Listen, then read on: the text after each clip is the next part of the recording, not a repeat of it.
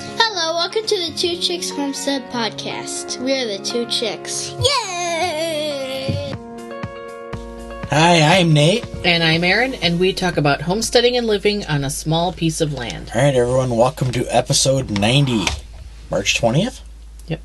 Okay, got that right. Yep. Spring Eve. Yep, I know, that's... Right? God. Or maybe it is. Maybe it is the 20th. Well, I think we're already at meteorological spring, but... Well, that's the first. Yeah. Yeah, I already had the time change. I can't tell you how many times I forgot to go lock the chickens up because it's dark. Yeah. And I go out there at 8:30 at night, and I'm like, oh, the door's open. Yeah. So, yeah, that's a new thing. Mm. And we're at that part of the year or time where the kids keep getting out of the nest box, which is driving me nuts. Yeah. So would you like to talk about that a little bit? Yeah, so I am, I've processed animals. Mm-hmm. You know, this does not faze me. Right. We have gone out in the past and saw chickens with the tops of their heads off. Mm-hmm. I mean, it's just like, oh, you're bleeding. I don't know. It doesn't, chickens just don't really seem to faze me. Yeah, I think we've only had much. 2 die. Too. Yeah. So. But it was just like, oh, okay. Yeah, that looks pretty bad. Mm-hmm. But, yeah, so I went out the other morning, and you get, to where you're comfortable. You know, yeah. kind of cocky, we haven't had anything happen in a while, I'll just go out and okay, we don't have a lot of things happen because I'm usually the one that deals with it, and I don't talk about it. Yeah, I guess. But, so I get that, where it's like, oh, I've got this. Mm-hmm. You know, we live on we have animals, things are going to happen. I remember when we first got the animals, we were always telling the kids every morning, okay, it's been 12 hours since we've seen them. Mm-hmm. Just, we don't know what has happened overnight, mm-hmm. just to kind of, and maybe that was somewhat for us, too, to be we don't know what we're walking out to. Well, so I went out and went to check on, let the chickens out and went to go check on the babies because I like looking and seeing them all squirming in mm-hmm. the nests. And I come around the corner and I see a kit laying on the bottom of the cage. Yeah, laying on the wire. Yeah. Got out of the nest box. Yeah, so I'm like, shucks. It's not moving. I'm assuming it's already gone. Mm-hmm. But I'm like, well, I'll, I'm getting the heebie-jeebies just thinking about it. So I reach in, and the mom is just kind of sitting there. Yeah, it's Judy. Yeah. She's pretty chill. Yeah, she likes to nibble on, your fingers and, mm-hmm. and say hi. So I go in, reach in, wrap my hand around the kit, and it doesn't feel right. And so I take my hand out, and I've got blood all over the tips of my fingers. So I'm like, well, that's not good. Mm-hmm. So I lift it up, and the whole bottom is, gone. Yes. The inside, all the organs are gone. Yep. You can see the bones, the ribs. I mean, it's just, half of it is just gone. I'm like, holy fuck, what just happened? So I send you a text right away. I'm like, this is not what I was expecting. Mm-hmm. Here's what I found. Because I finally took the kit out and, put it on the little step stool or something we have out there. And I'm like, I think Judy ate it. Or something. And I mean, I think that's what I first thought was, because that happens. And we don't really know. Yeah. So, I mean, it's no matter what happens, we don't really know what happened. Yeah. But that's known to happen, is that the moms will eat the babies for mm-hmm. whatever reason. So I'm like, shoot, she's eating it. But the more I thought about it, I'm like, it doesn't make sense because it was from the bottom. Yeah. And she was just kind of sniffing it. She didn't have any blood on her or mm-hmm. anything. You would think that it would. Yeah, there's no fur in the cage. All the stuff is underneath the cage. Yeah. So that tells me something from the outside got it. Yes. Now, there is a reality where does will eat their young if they die because they're trying to clean up the mess. Right. That's known to happen. That's reality. Yeah. Or they overclean. Or But it just... whatever. The way the kit was perfectly... oh, yeah, it looked totally normal. Yeah, like, yeah, I mean, I didn't even know until I lifted it up. So there was nothing on the upper side that, you know, like the mom did something. So we're assuming that it was probably a rat because we're having issues next door. Yeah, with rats. I talked to him. He hasn't seen any in a while. But he has seen some rats over the years in his garage roaming around. So I personally think it could be that. Maybe one's moved over here and just kind of chilling. Yeah. So we don't know if it scared the mom and she jumped out and a baby fell and they don't know to put it back. I don't know. They can't put them back. Yeah. They have no way to lift them up and get them in there. And there's probably a 3-inch ledge. Yeah. And the kits are just too small to jump up. Yeah. So. But it's also at an age, if it's attached to mom jumps out, kit goes with it. Yeah, we don't know. You can't do anything about it. Right. Yeah, we don't know. Somehow the kit got out. Yep. And something from underneath was able to reach it. Because the ones on the bottom are too high up. I think that I don't think anything, unless it like crawled up, and I guess it could hang onto the wires. Yeah, I mean, it could still. But either way. You don't know. Yeah. So, that was fun. Yeah. Yeah. That's real homesteader stuff right there. It is. When you have livestock, you have dead stock. You never know what you're going to find. Right, and we have, I mean, so many babies. Yeah. That something is just bound to happen. Right. And now we're at the point where I go out 2 or 3 times a night, and I will check, and I check in the morning before I take off. Yeah. And I checked that morning, and I didn't see anything out. So it had to have been just after I left. Yeah. In the morning, something got it. But there's 2 and 1 doe that's out, 10 o'clock at night or something. And then one down, there are 2 down in the in Coco's cage last night, 1 up in Mary's cage last night. Yeah. So, I mean, it's just... And it stinks because it could happen right after you go to bed. Oh, yeah. And they're out all night. And that's why I stay up late and I make sure I go out and check them to do that. Yeah. I mean, the light goes off in the hutch at 10:15, and if it's off, I just go out there with a flashlight. Yeah. And that's what I did last night. I got on my hands and knees and picked one up and tossed it in the nest box, and it's like, okay, you're good. Yeah. So that was, I don't know when that was. Sometime last week. Yeah, it was Thursday or Friday. Yeah. It was the day I blew the tire on the car because Friday. it was Friday was Thursday night. Because then we had our art class on Friday. Okay, yeah, Thursday night. So yeah, Thursday was a rough day last week. Yeah. Find a dead kit and I blow a tire on the car on the highway coming home from work. Yep. So yeah, that was that was last week. That was a whole lot of BS to deal with. Yeah. Well, because we homeschool, but we don't do a ton of, like, things. Right. Like, we do more here and just local that we could walk to as opposed to, like, driving and, signing up for things. Yeah. Because we don't do well with commitment on certain times. Yeah. I'm the same way. So, like a month ago, I had signed them up for this art class on Friday up in the bigger town that's north of us. And so when you said you blew a tire, and I'm thinking, we have plans tomorrow. Like for the first time ever. In case you were thinking of borrowing the truck. Well, and I immediately went over to go start the Honda, and the Honda wasn't running. Yeah. I couldn't get the Honda started. So I have my old car sitting at the neighbor's house. It's in his driveway. We could not get the thing running, so I was scrambling around at 7 o'clock Thursday night trying to get tires on my car because I'm on a donut. Yeah. I can't drive 100 miles round trip on a donut on the highway. Yeah. That's not going to happen. So I found a place that would open late enough where I could scramble over, get four new tires in the car, and be done with it. Yeah, which we needed to do anyway, so it was kind of in the plans. Yeah. Next thing I need to do is get the AC fixed, but I'm not too horribly worried about that right now. Yeah. So, it's still 35 degrees out. Yeah. So, yeah. Last week was a lot.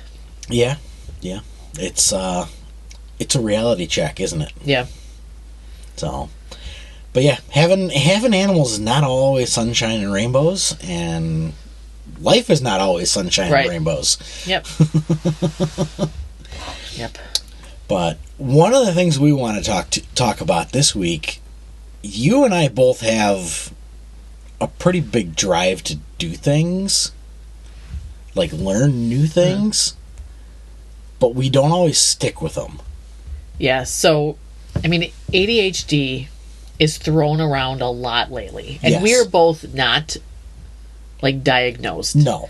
So... TikTok says we're both Well, diagnosed. but yeah, I mean, you start looking at some of the things, and it's like, I got that, I got that, I got that. Yep. And it just, I mean, I don't think either of us are planning on going in and, like, No. officially, so... We're just going to keep going around in circles and doing all the things. Right. Yep. So, one thing I struggle with is I get really fixated on something. Like, I did the whole ham radio thing in 2020, 2021, and 2022. I went from zero knowledge in ham radio to amateur extra in, a year and 3 months? Mm-hmm. So, yeah, I, like, buried my head in all of that and learned all of that, and it's like, I haven't really turned on a radio in, like, a month or two. Yeah, it's been a while. So, because we just get busy with the kids. Yeah. And the kids come down here and want to play, we play on the Xbox, or the oldest plays Minecraft or something, and we just chill out. Mm-hmm. So. Well, I think we also used to have a lot more downtime. Yeah. Like in the winter, you would just be kind of hanging out down here. Where, I don't know, this last winter, I mean, it went so fast, really. And just, I don't know, it just never seemed to slow down enough to... Right. And then the kids are down here more. Yeah. So it's really hard to turn the radios on and just... Listen and talk and do all that. Yeah.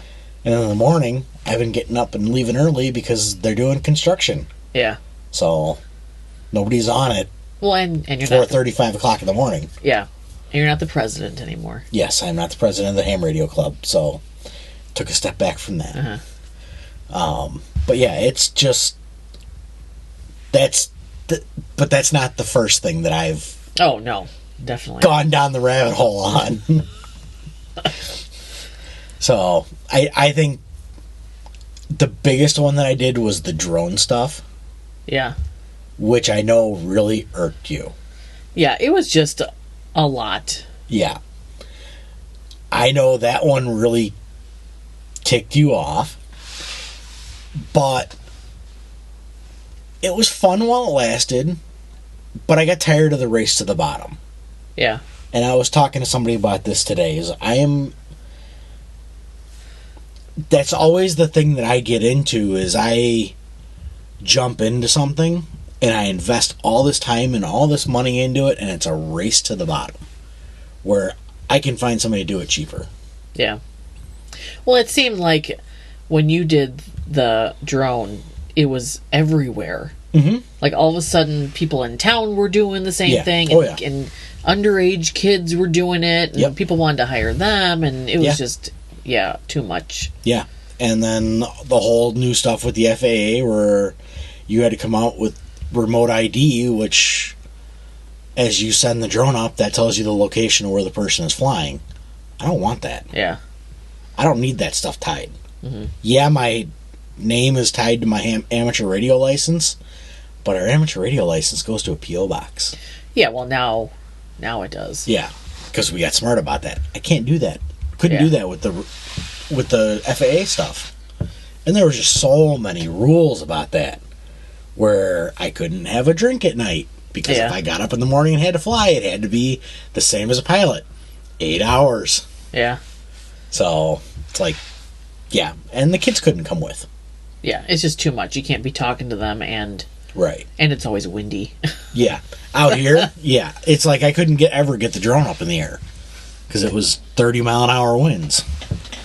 So, but I mean, I know you've probably had a couple of things. Well, my biggest thing is I will get interested in something, whether it's homesteading or now currently writing or whatever else, and I will go on Facebook and I will find a million groups to join because that's all I want to talk about. Oh, yeah.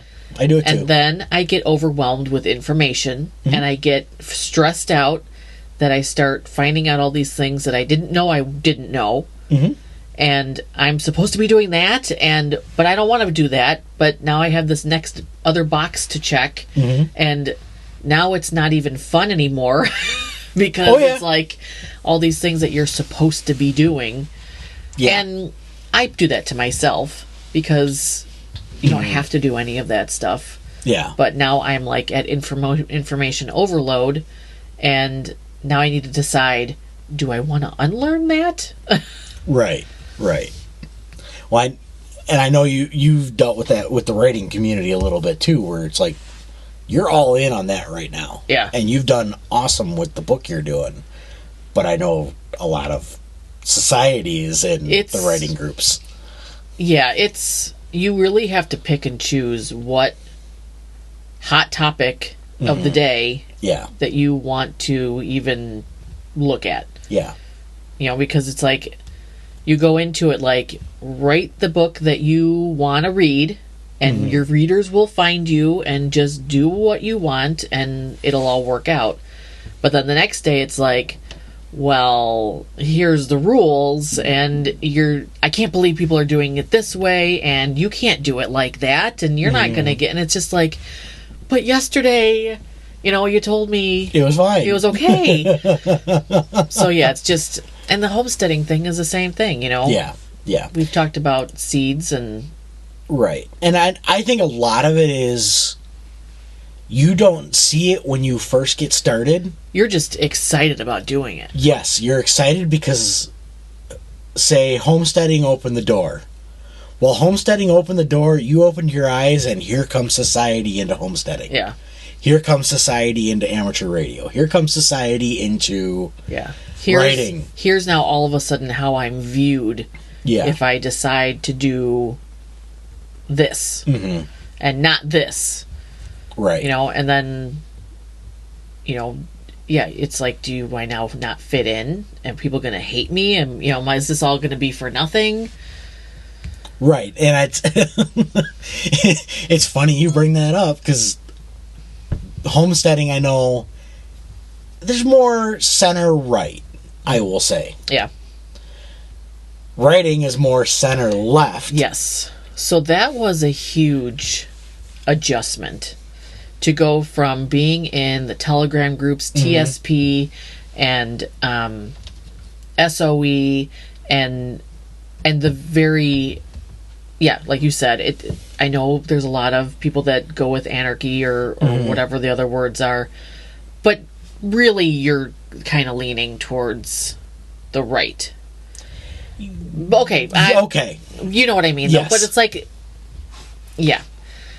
you go to the writing community and they're all lovely people, but it's complete opposite. And it was like, what is happening? Like, I really have to, like, watch. I'm okay now. It's perfectly fine. I mean, it's balanced, but at first it's like, whoa, what world am I in? Like, oh yeah, people really do think this way. And it's just, you kind of decide what you're even gonna,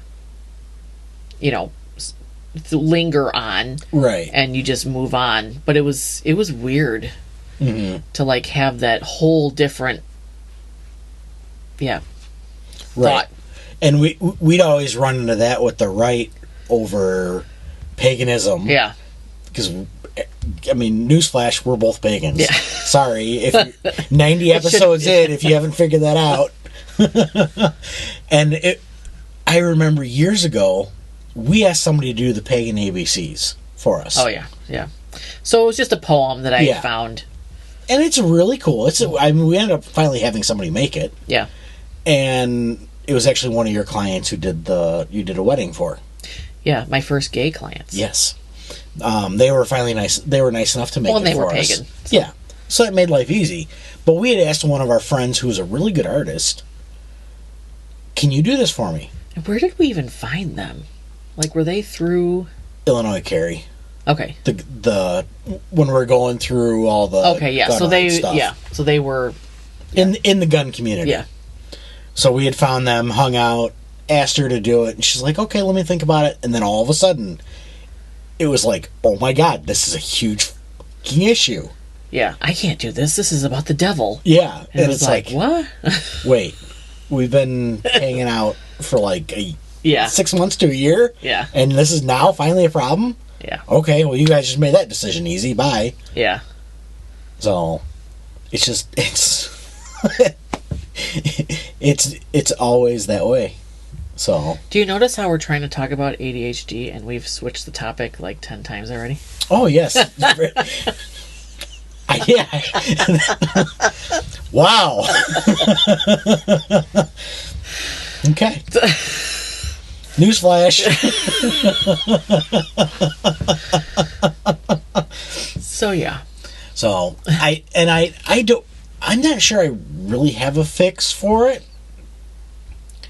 but I know I have to be careful to not come to you and go, I want to do this now. I have this shiny penny in front of me and I want to go do this. Well, my brain starts to go through all of the other shiny pennies that you have found that were not shiny, that clean. Yes. And they're covered in shit. Yeah. And it's like, okay. Yeah. How much is this going to cost? Yeah. Yeah. And that's always my issue, and I have to bring that up and go, be careful how you guys do this. Everybody says go learn the skill, but you have to be careful because learning that skill is going to cost you money and it might break your budget. Mm-hmm. Everybody here, this is kind of how I wanted to go with it. Everybody here is on a set amount of money. You make what you make each year. I understand there are people in the community that go, well, just go make more money. That's not as easy as it is, especially in communities where everybody is doers and they're all doing the same things. You don't have the ability to spend your money wisely in the community because everybody's doing it because they're doing the same thing as you. Well, now you have competition. Right. Well, I've seen that with my Etsy. I was doing salves, comfrey salves, and then I went to using tallow, and then I found to do the whipped tallow moisturizer, and I was doing so well. And I bought all this beef fat from the local butcher. I render it myself, all this stuff, and I get 5 people on my Facebook page now, like my personal Facebook, have started making tallow moisturizer, and it's like, okay, and my sales have like stopped. Yeah. So now I have all this stuff, all this product, right? That and is okay. I mean, it's not going bad. It's just waiting to be rendered, but right. It's in the freezer. It hasn't been rendered yet, so that's fine out in the garage. But it comes down to we're back at the race to the bottom now. Yeah. So now I need to decide. Do I need to do another product? Do I want to do another product? Or do I just continue to do what I feel like I have done really well with, and who wants it will buy it from me? Right. It's I was talking to somebody in the community this morning about it, and it's like, okay, I went on a tangent last week about watches. Like, I went down the rabbit hole on how to build your own mechanical automatic watch. I'm not getting into that. It's too involved. I'll dabble with it and play with it, but I'm not getting involved in it. But I've also had the drive to do blacksmithing. There are 2 blacksmiths in our community that I know about. One is just starting out, Amy. I love seeing you guys mess with your stuff. And there's also Chris Dixon up in Canada. I think it's White Forge is the name of his company. I think so. I'll have to look it up. But they have the equipment. I would much rather give them the money to make it instead of me going out and buying the equipment and then undercutting them. Yeah. Because you can't have 50 people in the community doing the exact same thing constantly. Yeah. It doesn't work. Yeah, I mean, going back to salves, I had someone purchase one that's pretty big in the community, and it was like, oh my god, they bought my product. Like, this is so amazing. And I messaged them, I just wanted to make sure you got it. Oh, I love it. I'm like, oh, great. Leave a review if you can. Well, they never did. And then, a month later, they come out with their own product. And it was like, oh, okay, I guess I'm not expecting any more purchases from you. Right. Yeah, I mean, it is what it is. Unfortunately, it happens. Yeah. There's not much you can really do about it. Right. I don't own. Right. You're not the first person that's ever made salves. Right. And you're not going to be the last person that's ever made salves. I'm not going to be the first person that ever flew a drone or did any of that stuff. And I'm not going to be the first person or the last person to turn around and sell radios. Yeah. That is what it is. So it's the way the community works. Yep. So, but yeah, that's something I kind of wanted to bring out and just kind of talk about it a little bit, where don't fall into the same traps that you and I fall into, where we just get so involved in something where it could end up being detrimental to not only you, but your significant other or the people around you or whatever. So I know I drive you nuts when I come up with new stuff. So, and it always ends up spending a lot of money, and that's not necessarily a good thing in a time where money's getting tight in the world. Yeah. So. Yeah, I know that. I mean, for years and years and years, being a mom, and I'm sure other moms can relate, that you just kind of lose yourself and you don't really know who you are anymore. And I know you kept telling me, well, find a hobby, just find something to do.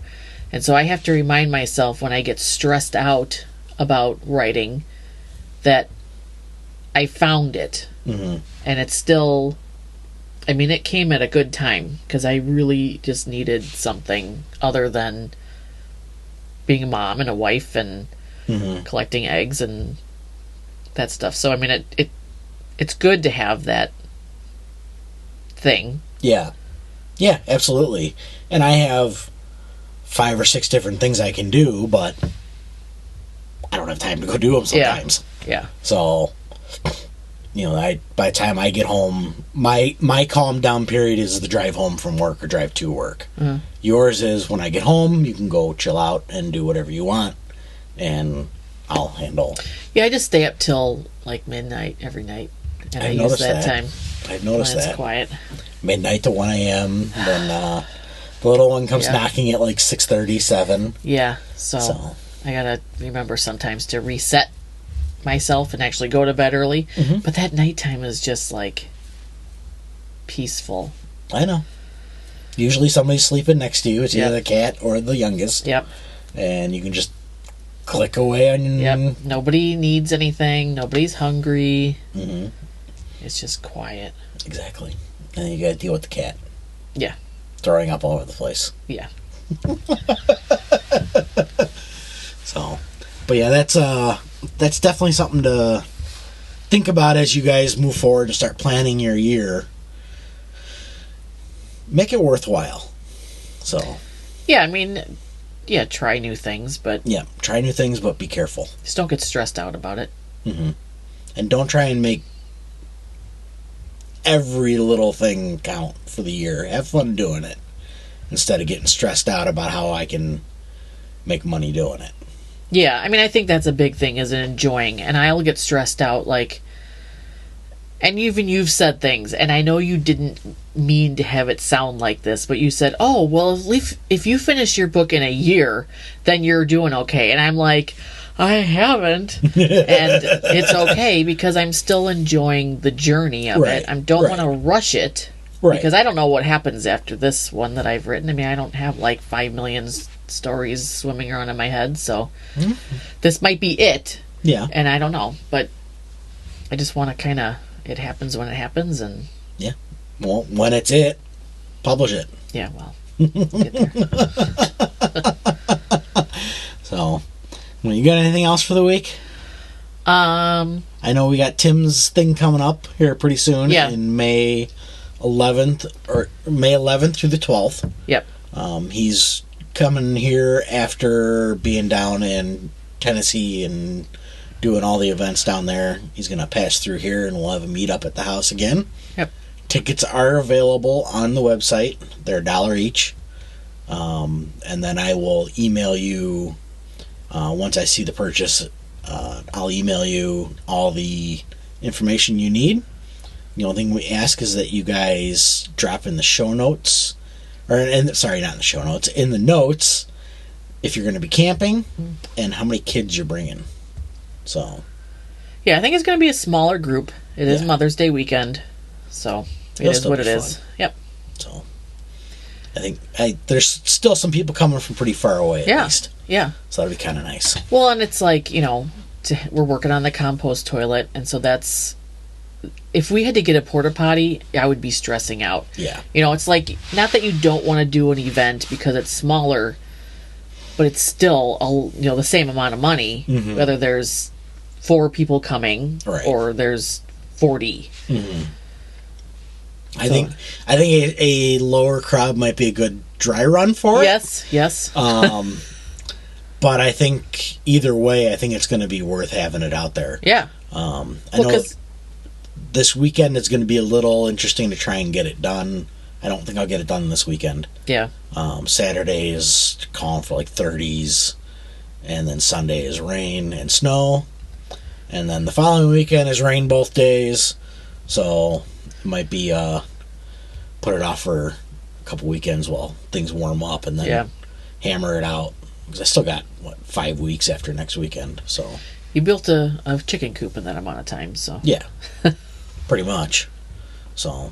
But yeah, I mean, then it kind of leaves the door open to do something just on our own later in the year, and a whole bunch of opportunities.